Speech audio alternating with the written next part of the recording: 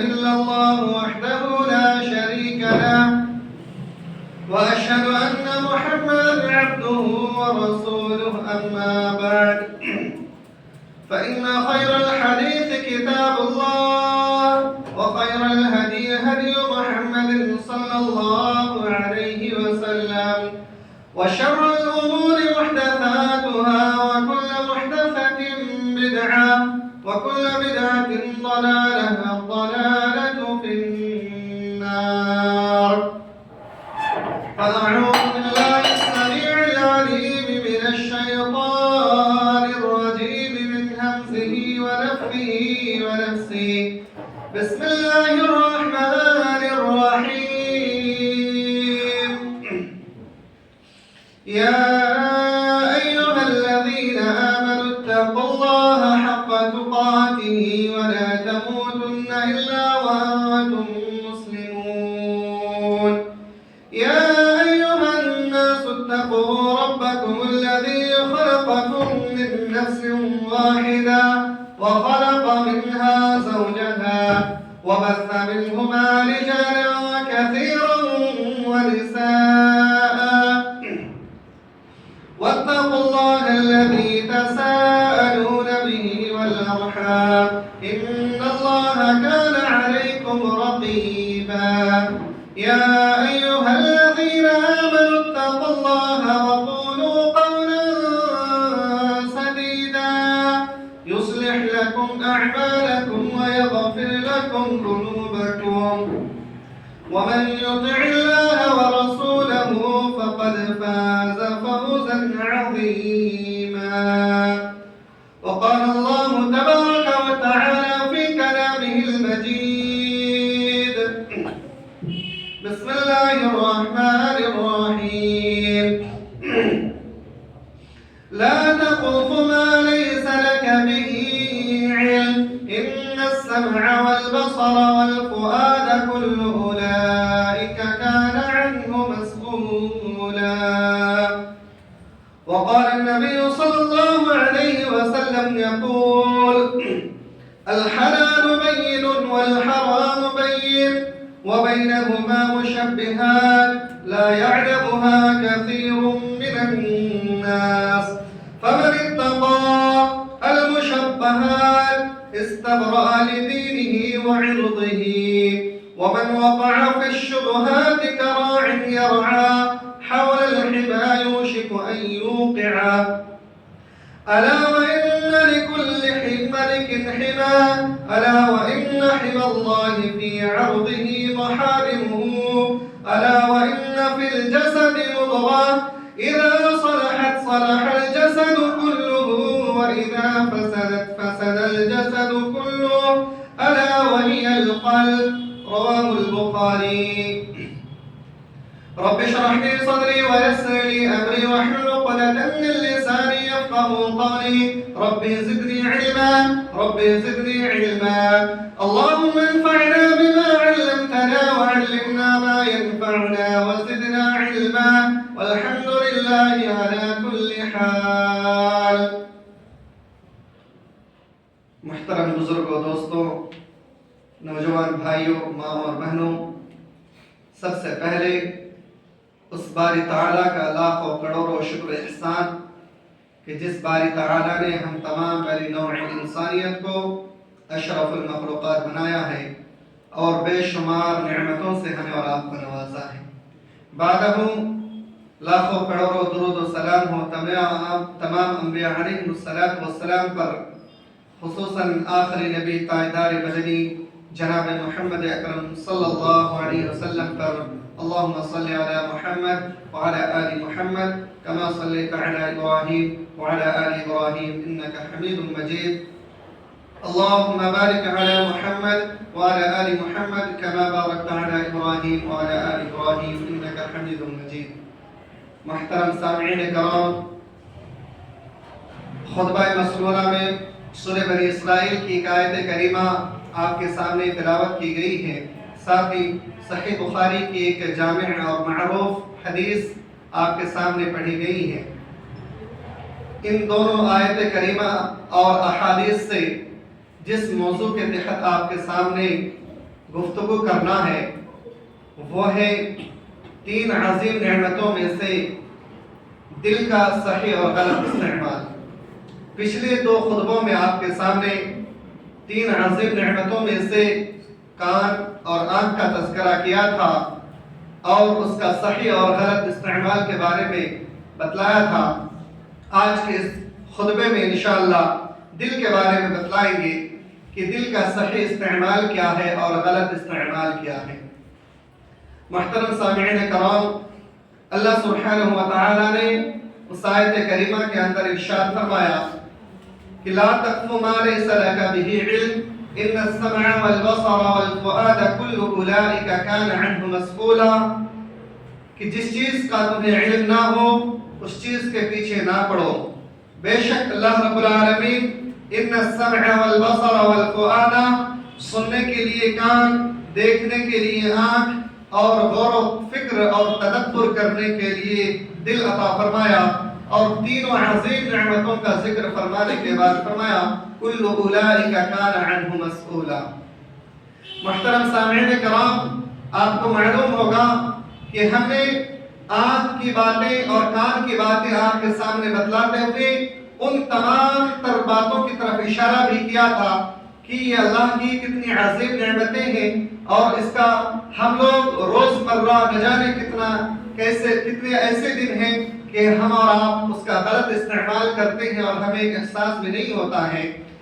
آج کے خطبے میں دل کے بارے میں آپ کے سامنے بتلائیں گے کہ یہ دل ہمارے اندر کیا کام کرتی ہے اور دل کا اس عظیم نعمتوں کے ساتھ کیا کنیکشن ہے۔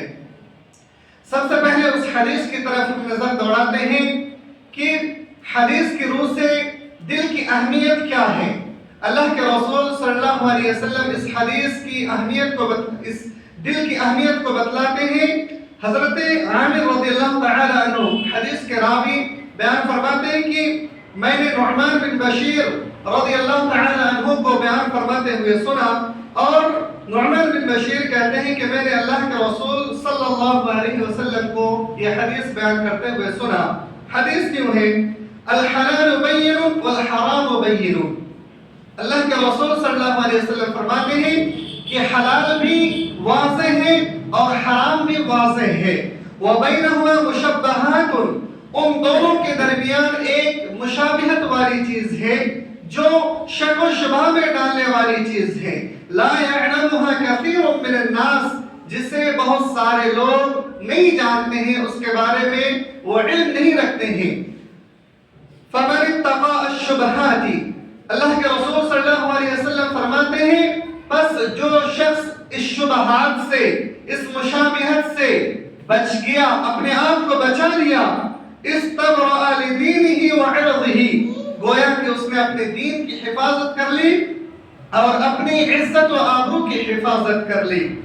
ومن وقع فی الشبہات، اور جو شخص اس شبہات میں، اس مشابہات میں پڑ گیا تو اس کی مثال کراع یرعى حول الحمام یوشک ان یواقعہ، اس کی مثال ایسے چرواہی کی ہے جو اپنے بکریوں کو ایسی چراگاہ میں چراتا ہو جس کے بغل میں ایک بادشاہ کا چراگاہ ہے، اور اس کو شک ہو کہ میری بکری اس کے اندر چلا جائے، اور پھر بعض دفعہ اس کے اندر بھی چلی جاتی ہے۔ فرمایا الا وان لکل ملک حما، فرمایا کہ ہر بادشاہ کے لیے ایک چراگاہ ہے، ایک چراگاہ ہے۔ الا وان حما اللہ فی عرضہ محارمہ، اور اللہ رب العالمین کا بھی ایک چراگاہ ہے، وہ ہے اس کی زمین اور اس کی محارمہ، اور اس کی حرمت کردہ چیزوں سے اس سے محفوظ رکھنا ہے۔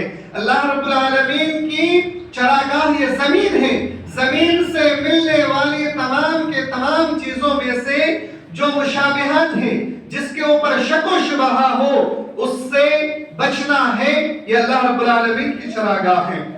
آگے فرمایا الا وان فی الجسد مضغۃ، اسی دل کی طرف اشارہ کرتے ہوئے فرمایا الا وان فی الجسد مضغۃ، خبردار تمہارے جسم کے اندر گوشت کا ایک لوتھڑا ہے، اذا صلحت صلح الجسد کلہ، اگر وہ گوشت کا لوتھڑا صحیح سالم ہو تو صلح الجسد کلہ،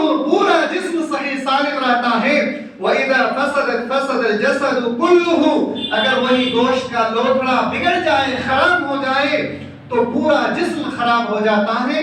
الا وہی القلب، اور خبردار وہ گوشت کا لوتھڑا تمہارا دل ہے. سبحان اللہ. اس گوشت کی اور اس گوشت کی لوتھڑی کی اہمیت کو اللہ کے رسول صلی اللہ علیہ وسلم بیان فرماتے ہیں. اس گوشت کی لوتھڑی میں وہ طاقت ہے، وہ تاثیر ہے کہ جسم کا دوسرا حصہ خراب ہو جائے اتنی تکلیف نہیں ہوتی ہے، وہ صرف اتنا ہی حصے پر اثر پڑتا ہے.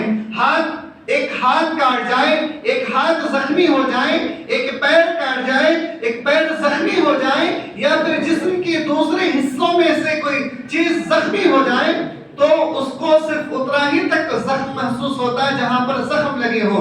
لیکن دل کا معاملہ یہ ہے کہ انسان کا دل اگر بگڑ جائے تو پورا جسم خراب ہو جاتا ہے. ذرا غور کیجیے اس حدیث کے اوپر. دنیاوی نظریات سے کہ ہمارا یہ تخیلات ہیں، یہ تصورات ہیں کہ ہمارا دل اگر بگڑ جائے تو ہم اور آپ فوراً اس کی اصلاح کرنے کی کوشش کرتے ہیں. اگر کوئی ڈاکٹر ہمیں اصلاح کر دے اور بتلا دے کہ آپ کے دل میں ایک نقطہ ہے، ایک چھید ہے، اس کی سرجری کرنی ہوگی، اس کا آپریشن کرنا ہوگا، تو ہم اور آپ اس کو ٹھیک کرنے کے لیے روز بروز پریشان رہتے ہیں کہ کب کون سے ایسی دوا ہو، کون سا ایسا ڈاکٹر ہو جس کے پاس ہم جائیں، اور کون سے ایسی میڈیسنز ہو جو ہمیں مل جائیں جس کے ذریعے سے ہم اپنے دل کی اصلاح کر لیں اور اس کو صحیح کر لیں.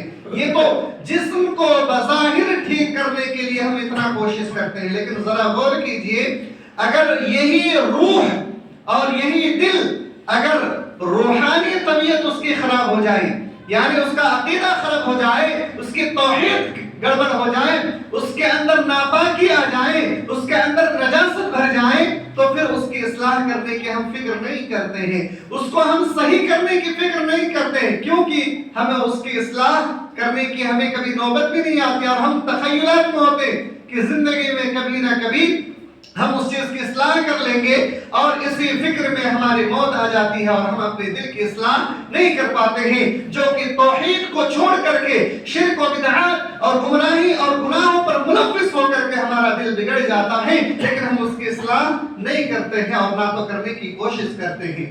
سبحان اللہ. یہ دل کی بات ہے.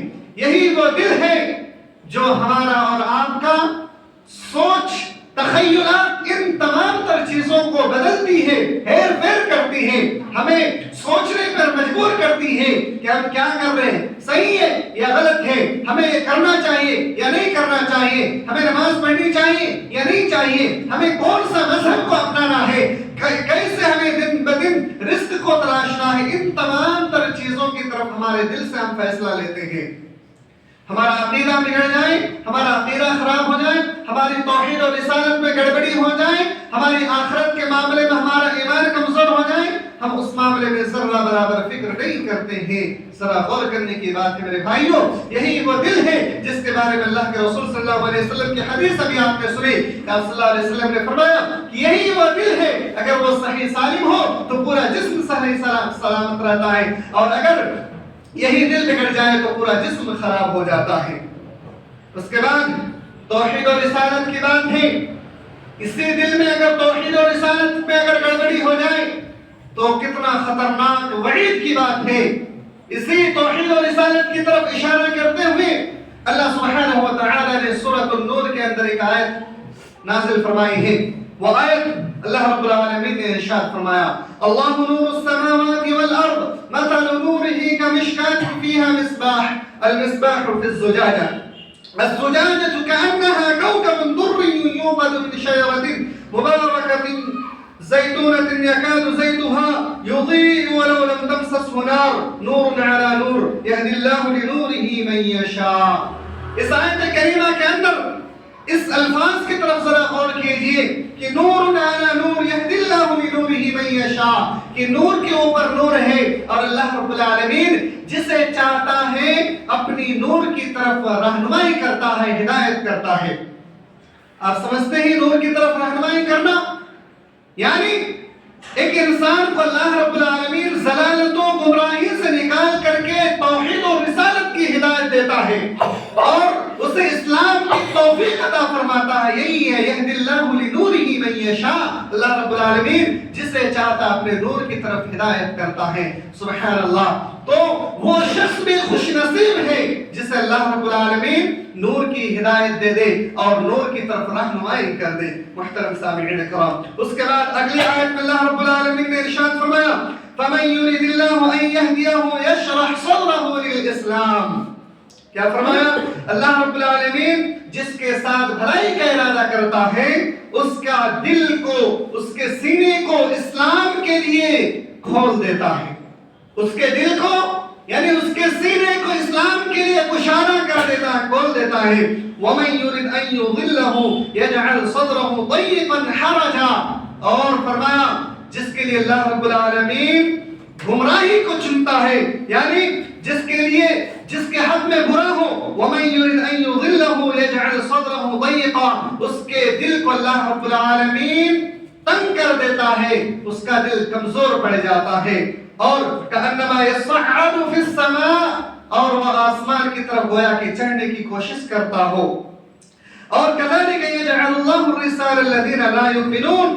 اللہ رب العالمین جو لوگ ایمان نہیں لاتے ہیں اللہ رب العالمین ان کے دل کو ناپاک کر دیتا ہے، اس پر ناپاکی کو مسلط کر دیتا ہے. سبحان اللہ. کتنی بڑی بات ہے. یعنی جو لوگ ناپاکی میں ملوث ہیں، جو لوگ ضلالت و گمراہی میں ملوث ہیں، گویا کہ اللہ رب العالمین کی نور سے، اللہ رب العالمین کی ہدایت سے وہ لوگ محروم ہیں. اور کتنے بڑے بدنصیب ہیں وہ انسان جو لوگ اللہ رب العالمین کی ہدایت سے محروم کر دیے جائیں اور اس سے محروم ہو جائیں. سبحان اللہ. اللہ رب العالمین ہم تمام لوگوں کے سینے کو بھی اسلام کے لیے کھول دے. آمین. اس کے بعد ہمارے دل کے بارے میں فرمایا کہ ہمارا دل کا نرم ہونا کتنا زیادہ ضروری ہے کہ جب تک انسان کا دل نرم نہیں ہو تب تک وہ انسان اسلام میں پورا داخل نہیں ہو سکتا ہے. حضرت عمر رضی اللہ تعالی عنہ ایک دفعہ ایک شخص پر غضبناک ہوئے، بہت زیادہ غصے میں آ گئے اور اسی غصے کی حالت میں اسے الٹی سیدھی باتیں کہنے لگے. پھر حضرت حرب رضی اللہ تعالی عنہ نے فوراً اس کے سامنے آیت کریمہ پڑھی خذ العفو وامر بالمعروف واعرض عن الجاہلین. جو ہی آیت کریمہ پڑھی گئی تو ہی فوراً حضرت عمر رضی اللہ تعالی عنہ کا غصہ ٹھنڈا پڑ گیا، نرم پڑ گیا. یعنی اس آیت کریمہ میں کہنا یہ ہے کہ خذ العفو، آپ درگزر سے کام لیں، وامر بالمعروف، اور اچھائی کا نیکیوں کا حکم دے، واعرض عن الجاہلین، اور جاہلوں سے اعراض کرے. یعنی جو انسان نادانی میں کوئی گناہ کر بیٹھے، ان سے کوئی خطا ہو جائے، آپ ان سے درگزر سے کام لیں اور ان سے اعراض سے کام لیں. ان کو ڈانٹ پھٹکار کرنے کی ضرورت نہیں ہے، اسے لعن طعن کرنے کی ضرورت نہیں ہے. سبحان اللہ. صحیح بخاری کی دیگر روایتوں میں ہے کہ اللہ کے رسول صلی اللہ علیہ وسلم نے ارشاد فرمایا کہ دو چیزیں ایک انسان کے اندر کبھی بھی جمع نہیں ہو سکتی ہیں. دو چیزیں ایک انسان کے اندر کبھی بھی نہیں جمع ہو سکتی ہیں. ایک یہ کہ اس کے اندر ایمان بھی ہو، وہ مومن بھی ہو، اور دوسری طرف دوسروں پر لعن طعن کرنے والا ہو اور دوسرے کو پر غضب نازل کرنے والا ہو. یہ دو چیزیں کسی انسان کے اندر جمع ہو ہی نہیں سکتی ہیں. اگر کوئی مسلمان کسی مسلمان بھائی کو دیکھ کر کے اس کو پر غضب نازل کرتا ہے، اس کو لعن طعن کرتا ہے، تو یقیناً اس کی ایمان کے اندر کمزوری ہے، اس کے ایمان میں کچھ گڑبڑی ہے. اس لیے وہ دوسرے بھائیوں کے لیے اپنے دل میں بغض رکھ رہا ہے، اپنے دل میں کینہ کپٹ رکھ رہا ہے. حالانکہ اگر سامنے والے بھائی سے کوئی خطا ہو جائے تو اس کے لیے ضروری ہوتا ہے کہ اپنے بھائی کی اصلاح کرے، اس کے لیے دل میں بغض لے کر کے نہ کرے. میرے بھائیوں، آپ کو اس بات کی طرف رہنمائی کر لوں کہ اللہ کے رسول صلی اللہ علیہ وسلم سے حضرت ابو ہریرہ رضی اللہ تعالی عنہ نے عرض کیا، اے اللہ کے رسول صلی اللہ علیہ وسلم، آپ مشرکین کے لیے بد دعا کر دیں. آپ صلی اللہ علیہ وسلم فرماتے ہیں کہ میں کسی کو بد دعا کرنے کے لیے نہیں بھیجا گیا، بلکہ میں تو رحمت بنا کر کے بھیجا گیا ہوں. سبحان اللہ. تو آپ صلی اللہ علیہ وسلم کا یہ طریقہ تھا کہ آپ صلی اللہ علیہ وسلم لوگوں کے لیے رحمت بنا کر کے بھیجے گئے تھے. تو آپ صلی اللہ علیہ وسلم کی امتی ہو کر کے ہم اور آپ اپنے آپ کو مومن کہلا کر کے कैसे दूसरों के ऊपर लान तान कर सकते हैं, कैसे हम और आप किसी सामने वाले भाई को बुरा भला कह सकते हैं। किसी भी भाई को, चाहे वो मुशरिक हो, चाहे वो किसी भी मजहब से ताल्लुक रखने वाला हो, किसी भी भाई के लिए इजाजत नहीं कि आप अपने भाई को लान तान करें, बुरा भला कहें। आप जरा अपनी कॉमन सेंस लगाएं। आप नमाज पढ़ते हैं, कुछ हम में से ऐसे भी भाई हैं जो नमाज नहीं पढ़ते हैं, अल्लाह की इबादत नहीं करते। अल्लाह रब्बुल आलमीन उसके ऊपर भी मेहरबान है जैसे आपके ऊपर मेहरबान है। तो अल्लाह रब्बुल आलमीन जिसने तमाम बंदों को अपनी इबादत के लिए पैदा फरमाया, उसकी नाफरमानी करने की वजह से अगर अल्लाह रब्बुल आलमीन उसके ऊपर भी रहम है और उसके ऊपर भी रहमत का साया रखा हुआ है, उसे भी रिज़्क़ देता है, उसे भी तंदुरुस्ती अता कर रखा है, तो हम इंसानों की क्या हैसियत है कि हम इंसान जरा छोटी सी बात को लेकर के सामने वाले भाई को लानतान करना शुरू कर दे और सामने वाले भाई के लिए दिल में बुग़्ज़ लेकर के चलता फिरता रहे।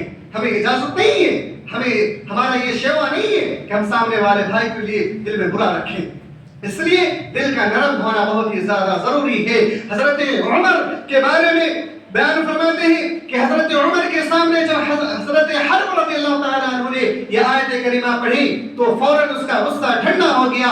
फिर हजरत हर्ब रज़ियल्लाहु तआला अन्हु बयान फरमाते हैं कि हजरत उमर, हजरत अब्दुल्लाह इब्न अब्बास, हजरत अब्दुल्लाह इब्न मसऊद, तमाम के तमाम सहाबा कराम, ये लोग इस्लाम के असल फॉलोवर हैं, ये लोग असल में इस्लाम को मानने वाले लोग हैं, उनकी ताईद भी करते हैं। सुभान अल्लाह।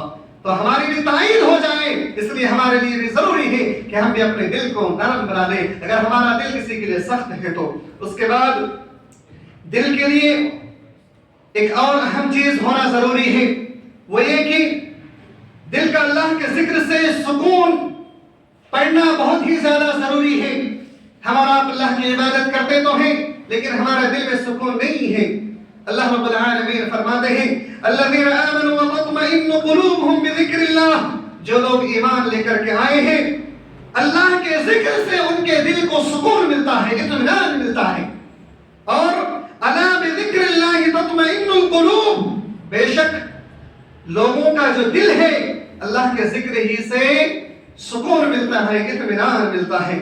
इसी तरीके से अल्लाह रब्बुल आलमीन ने सूरतुल फज्र के अंदर भी इरशाद फरमाया, या अय्युहन नफ्सुल मुतमइन्ना, नफ्स मुतमइन्ना की तरफ इशारा करते हुए फरमाया, इरजिई इला रब्बिकी राज़ियतन मर्ज़िया, ऐ नफ्स मुतमइन्ना, आप अपने रब की तरफ लौट चलो, तू भी उससे राजी है, राज़ियतन मर्ज़िया, और वो भी तुझसे खुश है। कौन? यानी अल्लाह रब्बुल आलमीन से तू भी राजी है और अल्लाह रब्बुल आलमीन भी तुझसे खुश है।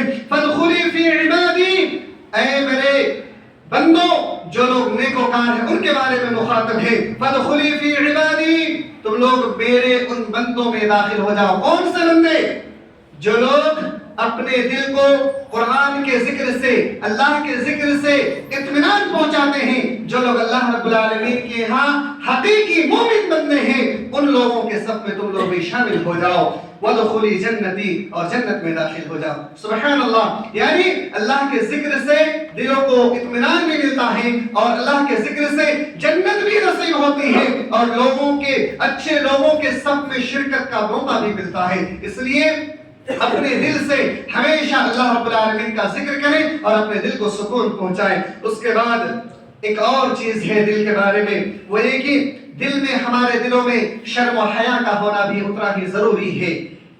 हजरत अबू हुरैरा रज़ियल्लाहु तआला अन्हु बयान फरमाते हैं कि अल्लाह के रसूल सल्लल्लाहु अलैहि वसल्लम ने इरशाद फरमाया, अल ईमानु बिदअुन व सित्तून शुअबा, अल्लाह के रसूल सल्लल्लाहु अलैहि वसल्लम इरशाद फरमाते हैं कि ईमान का 60 हिस्सा है, 60 शोबा है। उन 60 शोबों में सबसे कमतर, सबसे निचला दर्जा क्या है? अल हया शुअबतुम मिनल ईमान, आपके अंदर हया का आ जाना ये ईमान का सबसे निचला हिस्सा है। उसके बाद फिर अगले हदीस में हजरत अबू सईद अल-खुदरी रज़ियल्लाहु तआला अन्हु बयान फरमाते हैं कि अल्लाह के रसूल सल्लल्लाहु अलैहि वसल्लम का हया कैसा था, उसके बारे में बयान फरमाते हैं, आप सल्लल्लाहु अलैहि वसल्लम का हया एक कुंवारी लड़की से भी ज्यादा था। यानी आप सल्लल्लाहु अलैहि वसल्लम एक कुंवारी बैचलर लड़की जिसके अंदर सबसे ज्यादा शर्म और हया होती है, उससे भी ज्यादा आप सल्लल्लाहु अलैहि वसल्लम हया क्या करते थे। और इतना ही नहीं, बल्कि आप सल्लल्लाहु अलैहि वसल्लम जब किसी کسی چیز کو دیکھ کر کے ناپسند کرتے، حیا کرتے، شرم کرتے، تو حضرت ابو سعید راوی بیان فرماتے ہیں کہ ہم لوگ آپ کے چہرے سے اس چیز کو دیکھ کر کے پہچان جایا کرتے تھے۔ سبحان اللہ، آپ صلی اللہ علیہ وسلم کی شرم و حیا اتنی زیادہ وسیع ہوا کرتی تھی۔ آپ صلی اللہ علیہ وسلم کسی ناپسند چیز کو دیکھ کر کے کتنا زیادہ شرم و حیا کیا کرتے تھے۔ ہم امتی لوگ ہیں، ہم لوگ ہمارے اندر کی شرم و حیا کے بارے میں ذرا غور کیجئے۔ ہم جہاں چاہتے ہیں، جس طرح سے چاہتے ہیں، اپنے زبان سے کس طریقے سے گندے الفاظ بھی استعمال کرتے ہیں۔ ہمارے اندر بعض دفعہ ایسے الفاظ آ جاتے ہیں جس کا کہنا سننے والے بھی شرما جائیں، ہم ایسے الفاظوں کو بھی اپنے زبان سے نکالتے ہیں۔ میرے بھائیوں، ایسے الفاظ کہنا اور ایسے الفاظوں کا سننا یہ مومنوں کا شیوا نہیں ہے۔ اگر آپ کو کوئی برا بلا کہے، آپ کے سامنے کوئی گندی بات بیان کرے، تو آپ یا تو اس کی اصلاح کیجئے یا پھر وہاں سے آپ نکل جائیں، آپ کے لیے اسی میں بہتری ہے۔ اس موضوع میں اور بھی بہت ساری باتیں رہ گئی ہیں اور وقت ختم ہو چکا ہے، لہذا آپ تمام لوگوں سے اتنی گزارش ہے کہ آج کے درس میں، آج کے خطبے میں جو بھی باتیں کہی گئی ہیں، ان تمام باتوں پر ہم اور آپ عمل کرنے کی کوشش کریں۔ آخر میں اللہ رب العالمین سے دعا ہے کہ الہ العالمین ہم تمام لوگوں کے دل کو صاف شفاف رکھ۔ اللہ ہمارے دلوں سے کینہ اور بغض اور حسد کو نکال پھینک دے۔ یا اللہ ہمارے دلوں میں ایک دوسرے کے لیے الفت و محبت کو پیدا کر دے۔ آمین تقبل یا رب العالمین۔ سبحان ربک رب العزت عما یصفون وسلام علی المرسلین والحمد للہ رب العالمین۔